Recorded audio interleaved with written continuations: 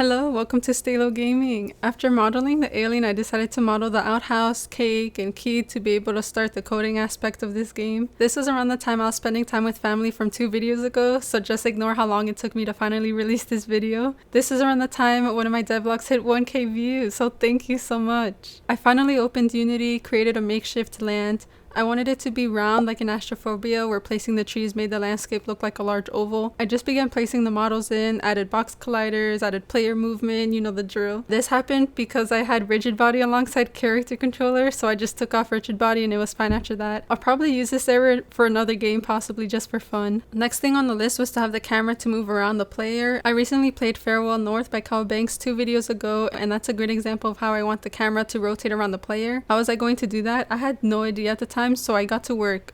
Well, later in this video you'll see that I still have no idea. I guess I couldn't figure that out yet because the next clip I had was working on picking up the items. I created an on trigger with a boolean in it so that I could use it in the update method if the pickup was true and if the player pressed on the spacebar. You'll see that I used a vector and that didn't work, and I guess I gave up on that because the next footage I have is working on the camera again. Oh my god, I hadn't realized that I bounce around a lot when I'm stuck on something. I used Jayanam's Unity camera script mouse orbit player tutorial video to be able to get the camera rotation that I wanted. However, I want the character to turn around when I press forward, but I'll work on that some other time. So 2 weeks later I started working on the picking up items again. Don't ask me why I took that long to start working on the game again. I have no idea either. This website is where I learned how to use the parent-child object properly. After picking up items with space, the dropping mechanism using E wasn't working, but that's because I needed to take it out from the pickup method and place it on its own if the player is holding an item. Next thing I wanted to do was opening the shed door. It's more like an outhouse, not a shed, but I keep calling it a shed.